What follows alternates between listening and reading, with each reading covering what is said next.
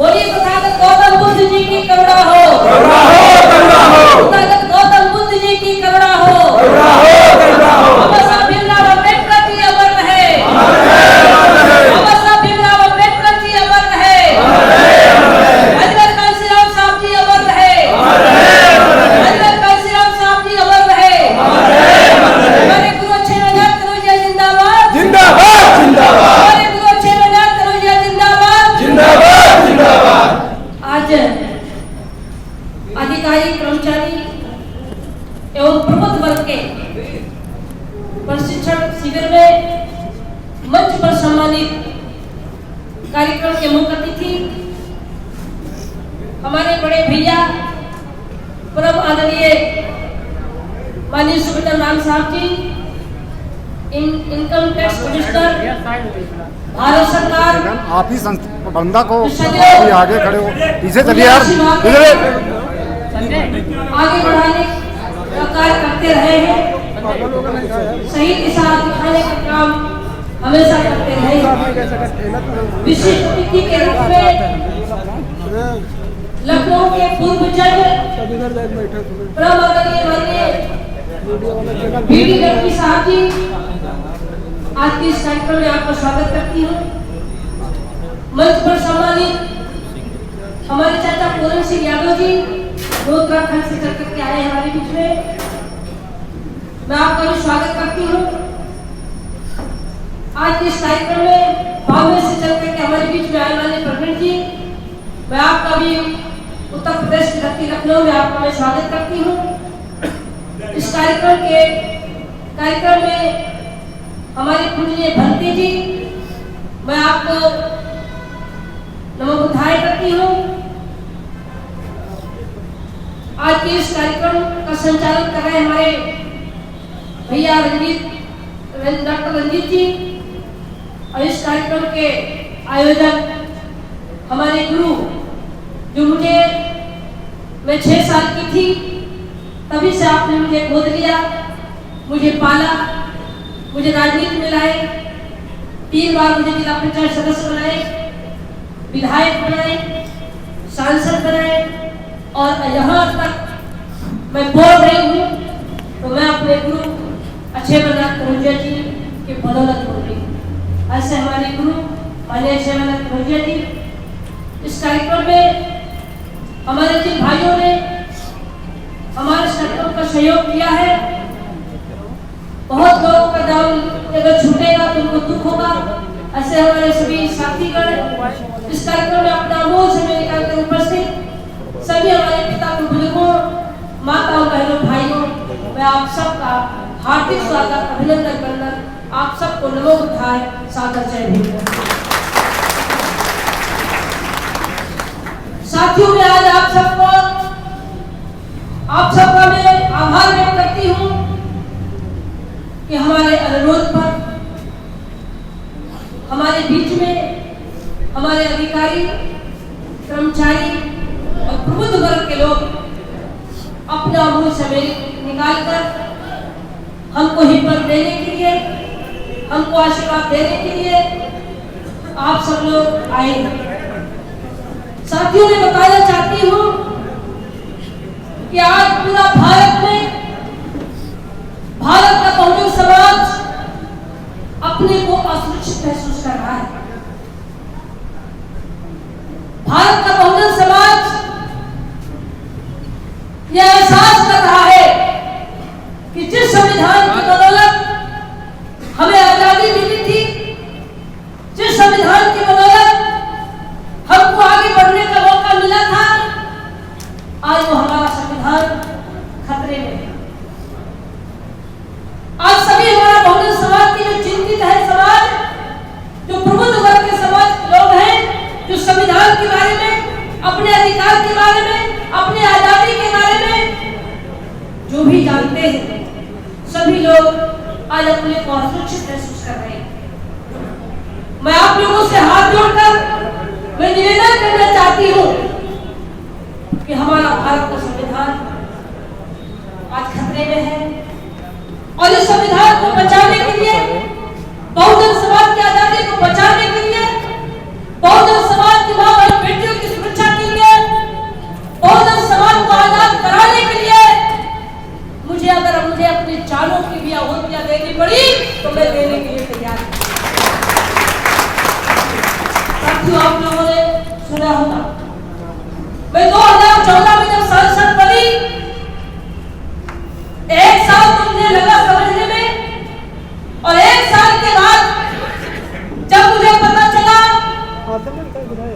RSS के लोग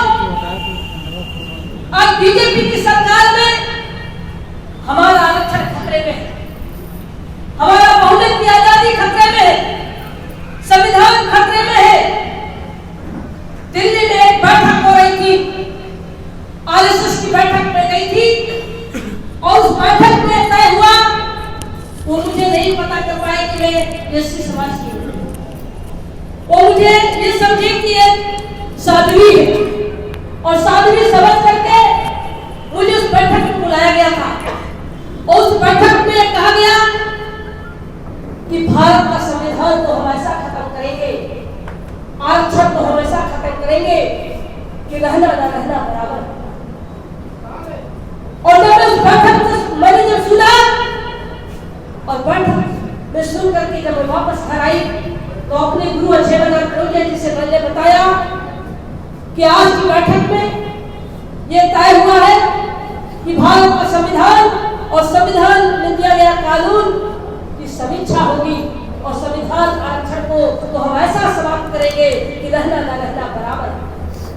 उसी दिन हमारे गुरु अक्षयनाथ करोलिया जी ने मुझसे कहा कि सावित्रीबाई फुले अपने को ये मान करके चलना कि मैं सांसद रहूं ना रहूं, लेकिन संविधान हमारा सुरक्षित रहे। संविधान के लिए तुमको लोकसभा में, लोकसभा के बाहर अपनी आवाज को बुलंद करना होगा, समाज को बताना होगा, समाज को जगाना होगा, लोकसभा में अपनी बात को रखना होगा, संविधान को लागू करना होगा।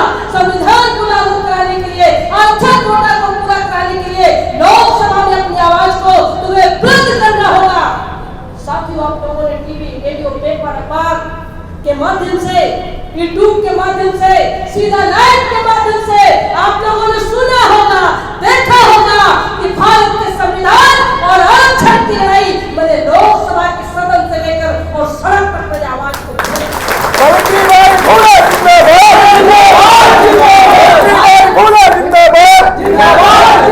भारत में तमाम अनुसूचित जाति के सांसद है, तमाम पिछड़ी जाति के सांसद है, तमाम मुस्लिम समाज के लोग भी सांसद हैं।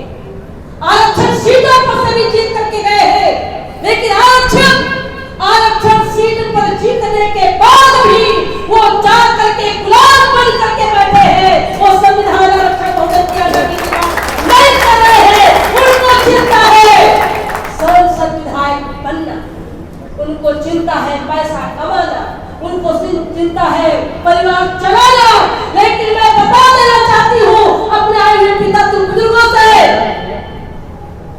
कि भारत के बहुजन समाज की आजादी के लिए, संविधान के लिए मैं सांसद बनूं ना बनूं, लेकिन संविधान की आजादी के लिए, संविधान को लागू कराने के लिए, आरक्षण को कोटा पूरा कराने के लिए, संविधान को बचाने के लिए मैं 6 दिसंबर 2017 में बहराइच के नालपारा में बाबा साहब डॉक्टर भीमराव अम्बेडकर जी के परिनिर्वाण दिवस के दिन मैंने 2017 से बहराइच के नालपारा से संविधान बचाओ, आरक्षण बचाओ का आंदोलन की शुरुआत मैंने कर दिया था।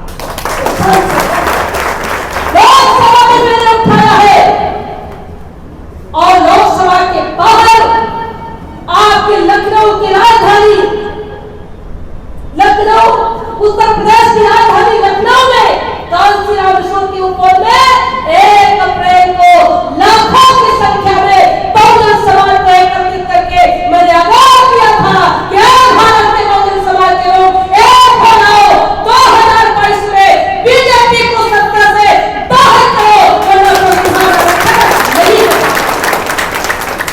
साथियों, 2019 में 2019 में मैंने आवाज को बुलंद किया और वहीं से मैं आवाज उठाने का शुरुआत किया। 1 अप्रैल को हम लोगों ने आंदोलन किया और 2 अप्रैल का आंदोलन उसी मंच से घोषणा किया। और जब 2 अप्रैल का आंदोलन हुआ, भारत का मात्र 5% बहुजन समाज इकट्ठा हुआ था। पूरा भारत हिल गया था, डर गया था, सरकार छूट गई और बात करवाने का काम भी किया गया।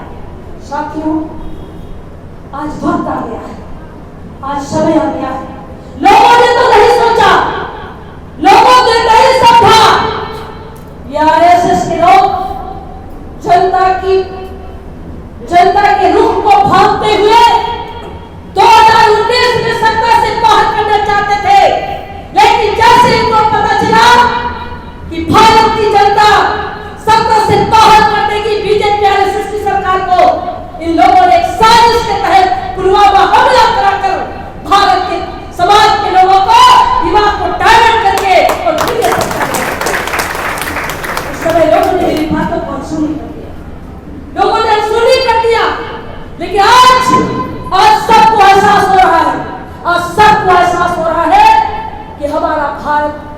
संविधान खतरे में।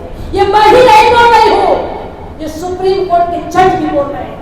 मैं 2017 से बोल रही हूँ, आज पूरा भारत का विपक्ष बोल रहा है कि हमारा भारत का लोकतंत्र खतरे में, हमारी आजादी खतरे में, हमारा संविधान खतरे में। साथियों, कब जागे? आप कब जागे? आप कब उठेंगे, कब जगेंगे? मैं तो कह रही हूँ कि मेरे लिए ना सही, लेकिन संविधान को बचाने के लिए, अपनी आजादी को बचाने के लिए हमको आपको एकजुट हो जाना चाहिए। एकजुट होना चाहिए कि नहीं होना चाहिए? होना चाहिए। अगर हम एकजुट नहीं हुए, 2022 और 2024 अगर हम कहीं चूक गए तो 2024 के बाद हम कुछ भी नहीं बचा पाएंगे, हम कुछ भी नहीं बचा पाएंगे। अभी आप लोगों ने देखा, सुना होगा, अभी आप लोगों ने सुना होगा कि उत्तर प्रदेश के मुख्यमंत्री बोल रहे हैं कि जिनके 2 बच्चे से 3 बच्चे होंगे उनको कोई सरकारी सुविधा नहीं दी जाएगी। आप लोगों ने सुना होगा। इस साथियों, 2 बच्चे से 3 बच्चे किसके नहीं है?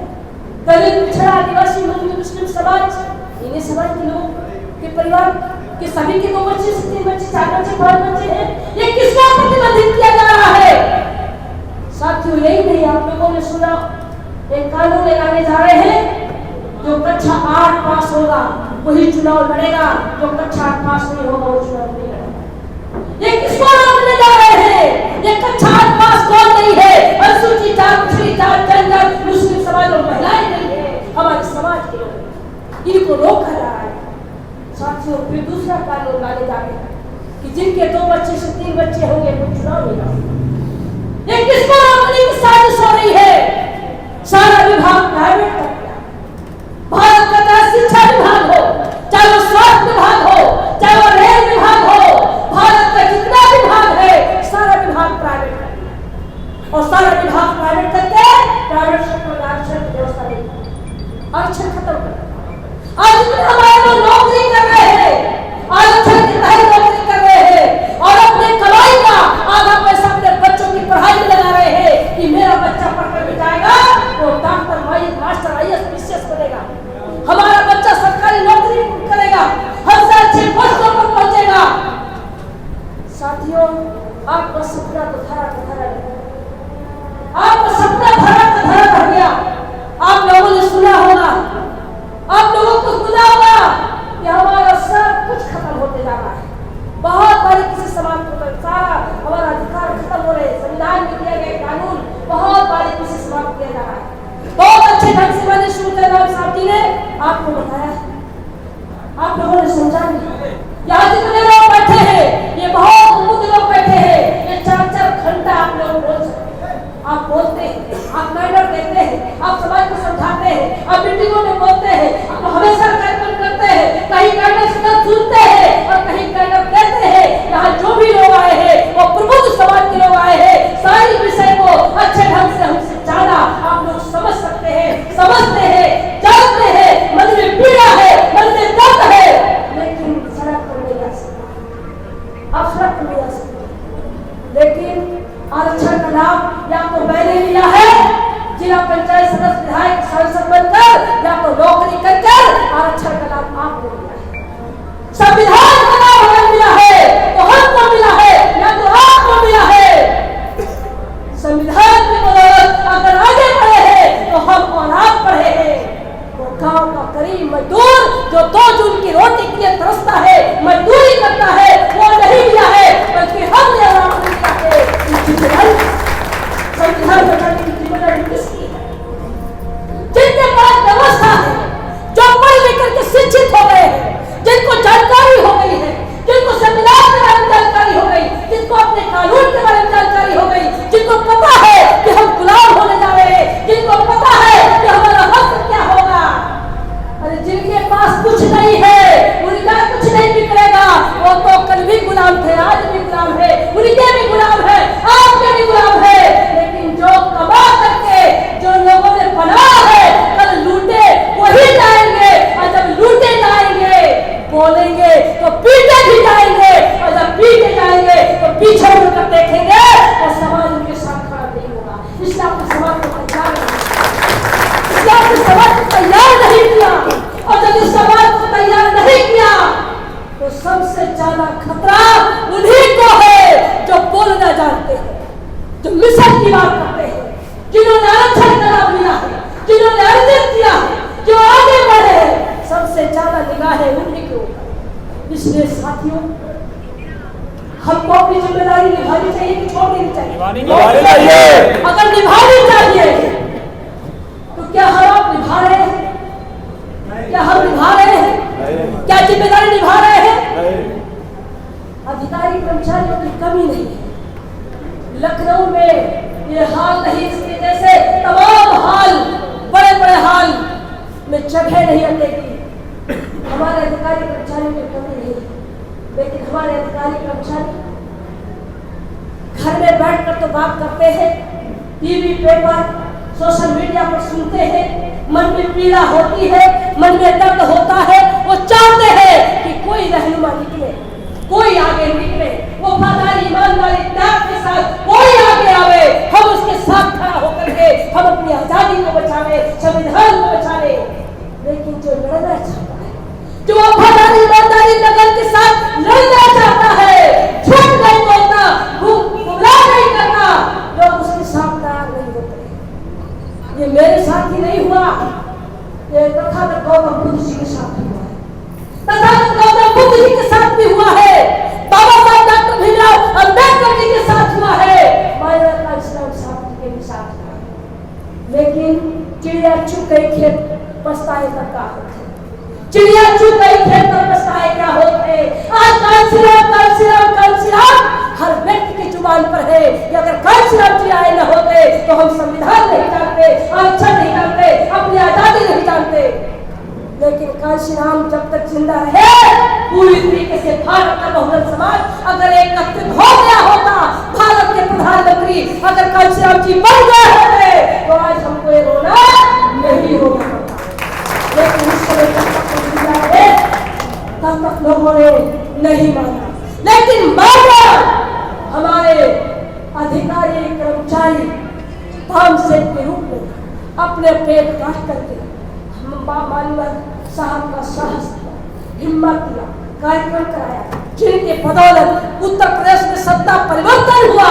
लेकिन जब सत्ता परिवर्तन हुआ तो सत्ता में हमारी सरकार आई, तो सरकार आने के बाद जब तक कांशीराम साहब की चली तब तक हमारा अधिकारी कर्मचारी सीना तान करके कहते थे कि मेरी सरकार है।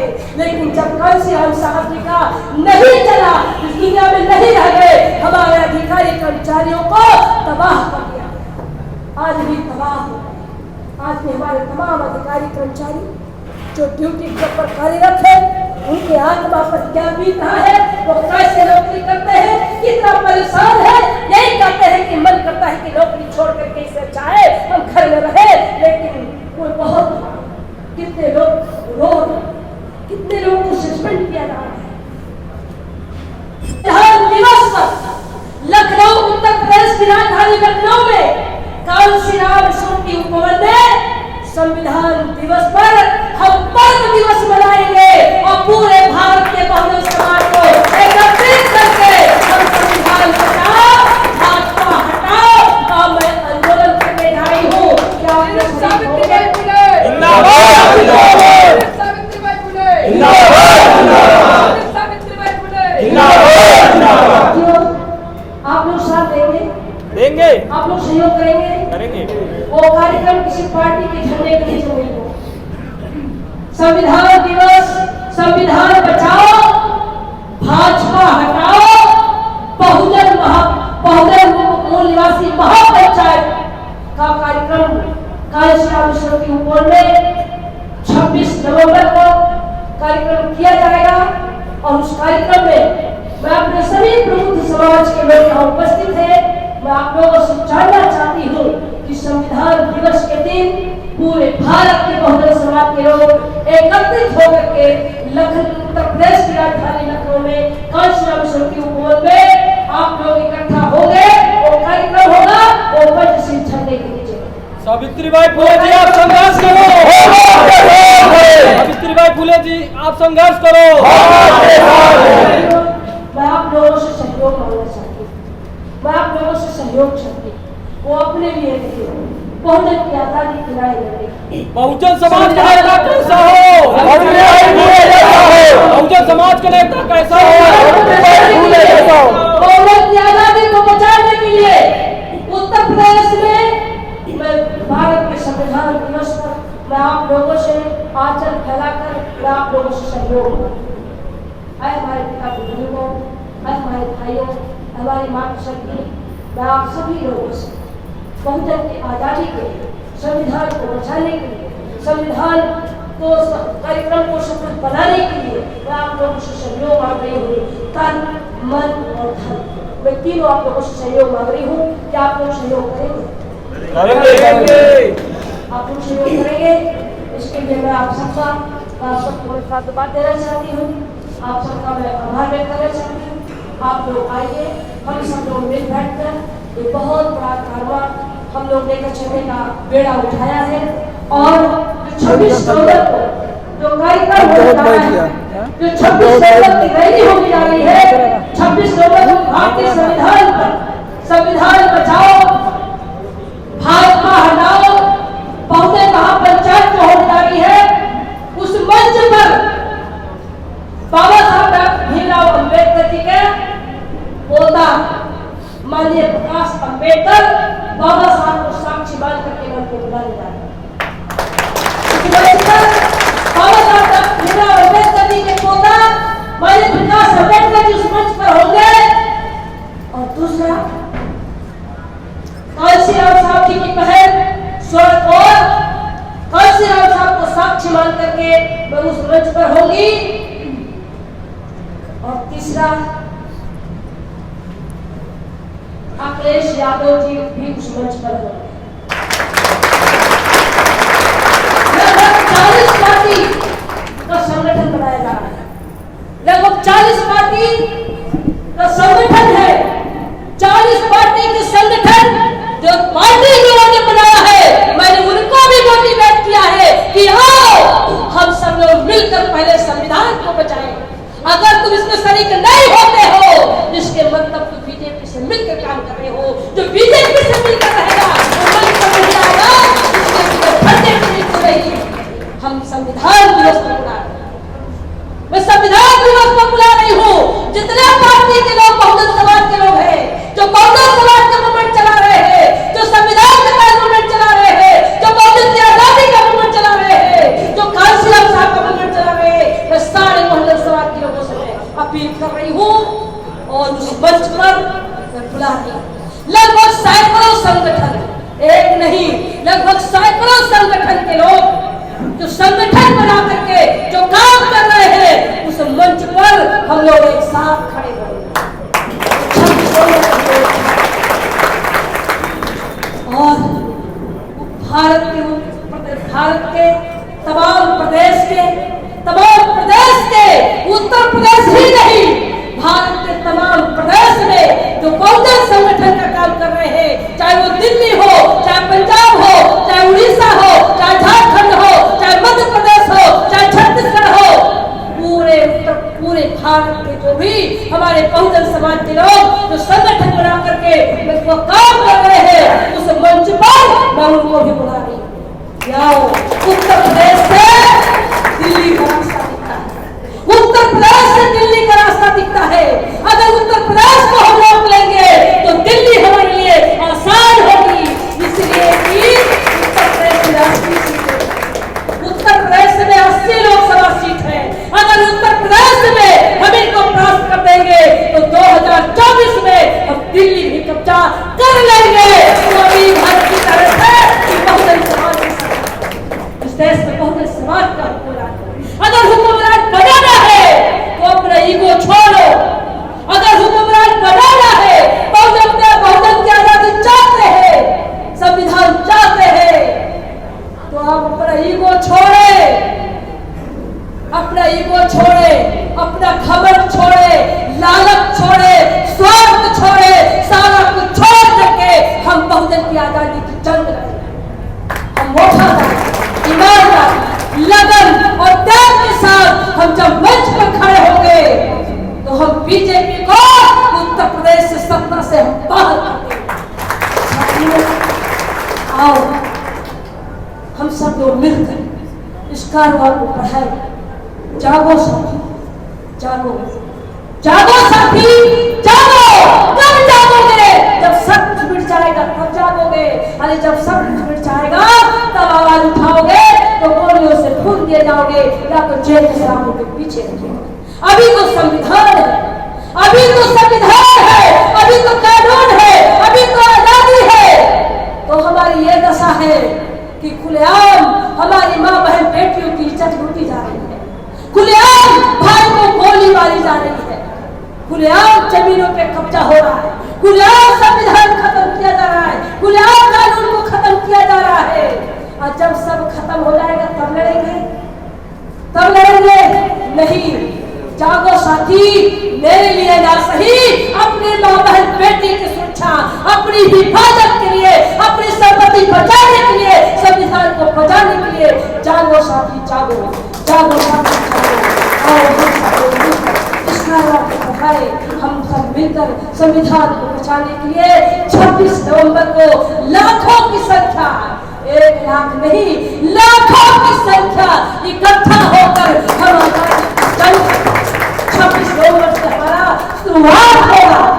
अभी हमारे सुबह राम साहब कह रहे थे कि अगर संविधान की लड़ाई कोई लड़ा है तो मुस्लिम महिलाएं। आप लोगों ने दिल्ली में देखा होगा कि जब उनको लगा कि नागरिक बिल आ गई तो नागरिक बिल के विरोध में जहाँ पुरुषों को टारगेट बनाया गया, पुरुषों के ऊपर गोलियां चलाने लगे, पुरुषों के खिलाफ गंभीर मुकदमा दर्ज करके उनको जेल में डालने लगे। जब हमारे समाज, मुस्लिम समाज के लोगों ने चाचा पंखा समझा तो पुरुषों को नहीं, जो महिलाएं नकाब लगाती थी, घर से बाहर नहीं निकलती थी, पर्दे के अंदर रहती थी, घर से बाहर नहीं जाती थी, वो महिलाएं अपनी आजादी की जंग लड़ करके दिखा दिया। लाखों की संख्या में महिलाएं सड़कों पर निकलकर अपनी आजादी की जंग दिखा। साथियों, क्या हमें भी लड़ाई लड़नी चाहिए? अभी आप लोगों ने किसानों का आंदोलन देखा, किसानों को लग रहा है कि हमारी कृषि छीनी जा रही है, हमारा खेती प्राइवेट किया जा रहा है, हमारी आजादी छीनी जा रही है। अपनी आजादी को बचाने के लिए 8 महीने से दिल्ली, लखनऊ, दिल्ली के बॉर्डर पर किसान आंदोलन कर रहे हैं। लगभग 700 लोग, लगभग 600-700 लोग मौत के घाट पर गए, 700 लोग मर गए। लगातार जंग जारी है। क्या अपनी आजादी की लड़ाई हम लड़ेंगे? क्या हम आजादी की लड़ाई लड़ेंगे? आप लड़ेंगे।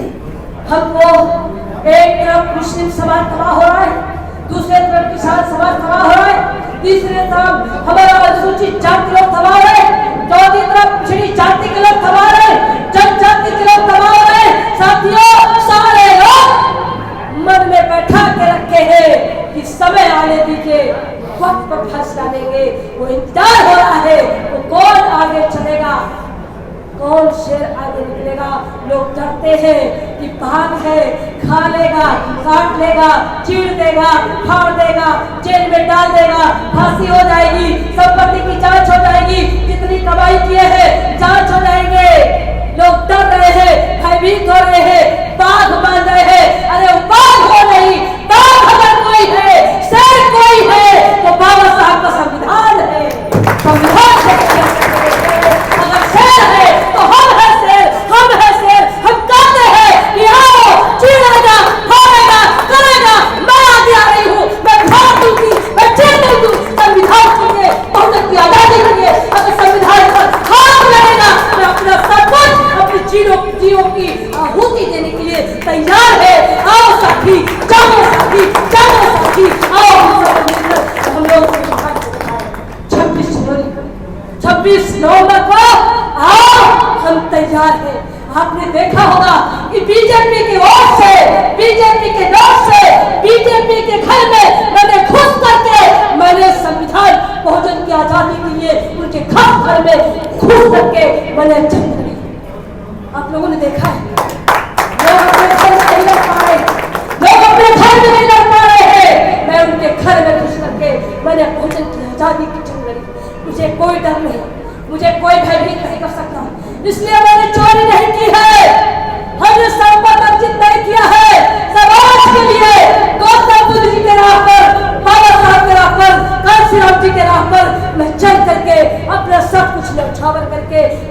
तय किया है कि न रहो न निराश करो, जग में रहकर काम करो और कुछ ना करो। मैंने किया है, ना मेरे पास कुछ था, ना मेरे पास कुछ है, ना मेरे पास कुछ रहेगा। मेरे पास उतनी भी संपत्ति नहीं होगी, उतनी भी जमीन नहीं होगा कि मेरे न रहने के बाद उस जमीन पर मुझे दफन किया जाए, कि मेरे न रहने के बाद उस पैसे से कफन खरीद करके मुझे दफन किया जाए। मेरे पास कुछ भी नहीं रहेगा। मैंने तय किया है कि मैं समाज में रहकर मैं बहुजन समाज की आज़ादी की लड़ाई लड़ूंगी। मैं संभाग के संविधान को बचाने के लिए, बहुजन की आज़ादी को बचाने के लिए मैं आप लोगों से हाथ जोड़कर मैं अपील करती हूँ कि साथियों आओ हम सब लोग मिलकर आप इस कारवां को आगे बढ़ाएं। मैं हाथ जोड़कर अपील करती हूँ मंच पर अपने अतिथि माननीय सूरज अकाम साहब जी का, माननीय पीडी लखवी साहब का, भैया प्रवीण जी का, हमारे बोधिष्ठ हमारे भंते जी का, हमारे चाचा पूरन सिंह का, हमारे भैया रंजीत जी का और हमारे जितने यहाँ अधिकारी कर्मचारी, हमारे माता बहन, हमारे प्रबुद्ध वर्ग के लोग, रिटायर और वर्तमान जो भी लोग यहाँ पर आए हैं, मैं हाथ जोड़कर मैं आप लोगों से अनुरोध करूंगी, अपील करूंगी कि आओ हम सब लोग मिलकर और संविधान को बचाने के लिए 26 नवंबर को हम अपना पर्व दिवस हम लोग एकजुट होकर हम लोग मनाए। पूरे बच्चे परिवार से हम लोग निकल कर और हम लोग पर्व मनाए। क्या आप लोग इसमें सहयोग करेंगे? सहयोग करेंगे? आपका तन मन धन तीनों आप लोगों से मैं अपील करूंगी साथियों, मैं अपील करूंगी, मैं हाथ जोड़कर मैं अपील करूंगी। मैं अपने अतिथि महोदय, बहुत बड़ी शख्सियत, दोनों शख्सियत, तीनों शख्सियत, चारों शख्सियत जो भी बैठे हैं, बहुत बड़ी ताकत है। आप लोग मुझे ताकत दीजिए, हिम्मत दीजिए, साथ दीजिए। हम हर तरीके का चाहे जिन कुर्बानी मुझे, चाहे जो कुर्बानी मुझे देनी पड़ेगी मैं दूंगी, चाहे जिन स्थितियों का सामना मुझे करना पड़ेगा मैं करूंगी, लेकिन मैं आजादी मैं जीत करके रहूंगी, संविधान को बचा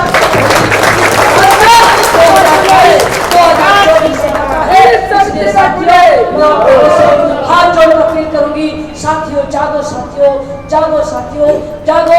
मेरे लिए ना सही अपनी आजादी के लिए जागो, संविधान के लिए जागो, अपनी माँ बहन बेटी की सुरक्षा के लिए जागो, अपनी कानून की रक्षा के लिए जागो। जागो साथियों जागो। मैं हाथ जोड़कर मैं अपील करूंगी, मैं अपील करूंगी। जागो साथियों,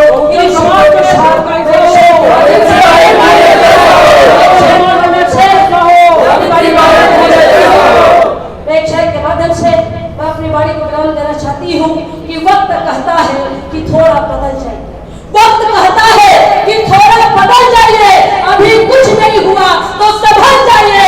घर बना करके जिसको बाबा साहब डॉक्टर भीमराव अंबेडकर जी ने दिया, आज ये पैमान कहता है घर से निकल जाइए। अरे इनकी दी हुई नहीं, हमारे महापुरुष बाबा साहब की दी हुई संपत्ति हमारे पास है, संविधान बाबा साहब की दी है। इसलिए बाबा साहब के संविधान को बचाने के लिए हम सब लोग एक हो जाएं, हम सब लोग एक हो जाएं। इन्हीं शब्दों के साथ जज में सौ की शहादत को क्या पूछिए, हमने भी हाथों में सब ले लिया। जज में सौ की शहादत को क्या पूछिए, अब तो हमने भी हाथों में सब ले लिया। कत्ल होने से आखिर कहाँ तक करूं, कातिलों के मोहल्ले में घर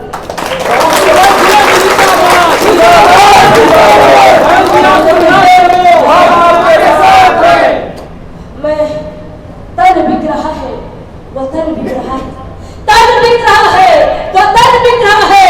आज समाज के लोग बुरा न मानो तो खोल कर कह दूं, हम आपस में एकजुट होकर के आंदोलित नहीं हो रहे हैं, इसलिए हमारे आपके तन का कफन बिक रहा है। इसलिए साथियों जागो, साथियों जागो। हाथ जोड़कर आप सबसे निवेदन है, आप लोग आओ, हम मिल बैठ कर प्लानिंग करें, तय करें, जिम्मेदारी ले, जिम्मेदारी दे, हम सब लोग मिलकर इस कारवां को आगे बढ़ाएं, संविधान को बचाने के लिए हम सब लोग एकजुट हो। आज आए हुए सभी अपने अधिकारी, सभी कर्मचारी, सभी हमारे प्रबुद्ध वर्ग के लोग, सभी हमारे वर्तमान अधिकारी कर्मचारी, रिटायर्ड अधिकारी कर्मचारी, जो भी यहाँ हमारे अनुरोध पर आप लोग आए हैं, मैं उन सब का मैं हाथ जोड़कर मैं आपको साधुवाद देती हूँ कि आपने हमारे बुलाने पर, अनुरोध करने पर आप सब लोग आए। इसके लिए आप सबको मैं साधुवाद देते हुए मैं 2 मिनट का समय मैं और लूंगी, ज़्यादा समय नहीं, 2 मिनट आप लोग बैठे रहेंगे, मैं 2 मिनट का समय आपको लूंगी। आप लोगों का भोजन तैयार है, नीचे हॉल में भोजन की व्यवस्था है, आप लोग भोजन लेकर के ही आप लोग जाएंगे, सबके लिए भोजन की व्यवस्था है, आप लोग भोजन लेकर के ही जाएंगे। अब इस कार्यक्रम की समापन लखनऊ जिला के हमारे बहुजन सुरक्षा सेना के जिलाध्यक्ष हैं माननीय भैया हमारे माही जी, बहुत छोटे हैं। अच्छा, हमारे प्रवीण साहब जी बोलना चाहते हैं, मैं चाहूँगी प्रवीण साहब के बाद 2 शब्द में हमारे भैया माही जी अपने इस कार्यक्रम की समाप्ति की घोषणा करेंगे। भैया प्रवीण जी। बहुत बहुत ओजस्वी भाषण बहना, बहना को एक बार जोरदार तालियां सबने देना है। बाबा साहब ने कहा था कि अगर मेरा रथ अगर आगे ना ले जा सको तो पीछे मत ले जाना साथियों, लेकिन आज बहना का भाषण सुन के मुझे लगा कि बाबा साहब का रथ अभी आगे आगे ही बढ़ता जाएगा। और साथियों, सुबह मैंने संविधान के सम्मान में 70 ऑर्गेनाइजेशन आई थी, वहां मैं मीटिंग में था। मैं बहना को आश्वासन देना चाहता हूं कि आदरणीय बाबा साहब अम्बेडकर के पोते तो आदरणीय प्रकाश अम्बेडकर जरूर 26 नवंबर को वहां आएंगे, लेकिन वो 70 ऑर्गेनाइजेशन संविधान के सम्मान में सावित्रीबाई जी के फूले जी के साथ में वहां पे हाजिर होंगे। साथियों, ये मैं ऐलान करना चाहता हूँ। जय भीम, जय भारत।